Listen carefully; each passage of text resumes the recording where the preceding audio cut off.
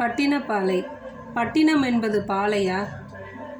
பாலை என்பது வனமா மனமா? பூம்புகார் ஏன் அழிந்தது? பூவையர் அளித்த புகாரால். வடிகாலின்றி வடித்த கண்ணீர் புகாரை இழுத்து போட்டது கடலில். உறையூர் ஏன் ஒளிந்தது? மனைவிகள் அழுது தூற்றிய மண்மூடி.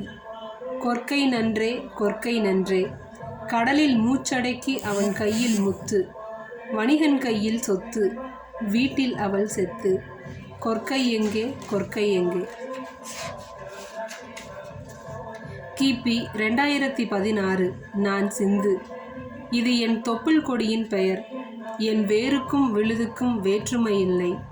இன்னும் தோண்டப்படாத நாகரிகம் போன்று எனக்குள் நான் புதைந்திருக்கிறேன்.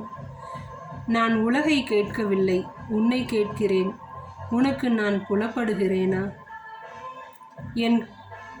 என் கண்களை உன்னால் வாசிக்க முடிகிறதென்றால், என் கண்களை உன்னால் வாசிக்க முடியாதென்றால் என் கனவுகளை எப்படி வாசிக்க முடியும்?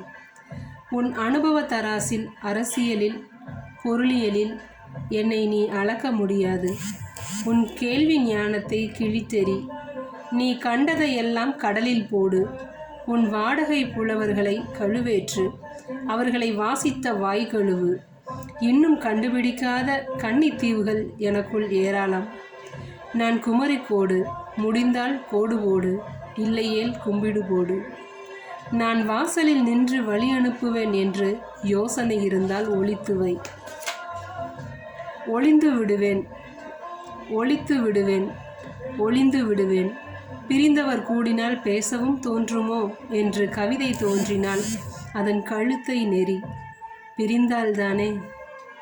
எனக்கென்று ஒரு வரலாறு எழுதினால் அதில் பிரிவதற்கு முன் பிரிவதற்கு பின் என்ற பிரிவினைக்கே இடமில்லை. நான் பிரிக்க முடியாத துகள். முடிந்தால் பிரித்து பார், பிரிந்து பார். நான் விருப்பு வெறுப்பு உள்ளவள். நெருப்பை கூட விழுங்குவேன் நீ சொன்னால். பிரிவேன் என்று பேச்செடுத்தாலே நெருப்பாகி விழுங்குவேன் என்னை நானே. உன் நினைப்பை எனக்குள் இறுக்கி பிடித்து. பிரிந்து இருந்து அலைந்து தொலைந்து எரிந்து எரிந்து பறந்து போக நான் கண்ணகி அல்ல, இது புகார் அல்ல. நான் அம்மை அல்ல, பிறந்த ஊர் காரைக்காலும் அல்ல. நான் சிந்து. நல்லவனே, நாகரிகமாக நடந்து கொள். என்னை சிதையாமல் பார்த்துக்கொள்.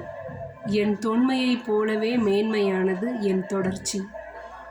நான் காவடி சிந்து அல்ல, காதல் சிந்து. காதல் அழிவதில்லை, எங்கோ ஒரு கீழடியில் மூச்சு விட்டு முளைக்கும். நான் சிந்து. திரு ஆர். பாலகிருஷ்ணன் அவர்கள் எழுதிய பன்மாய கல்வன் அப்படின்ற கவிதை தொகுப்பிலிருந்து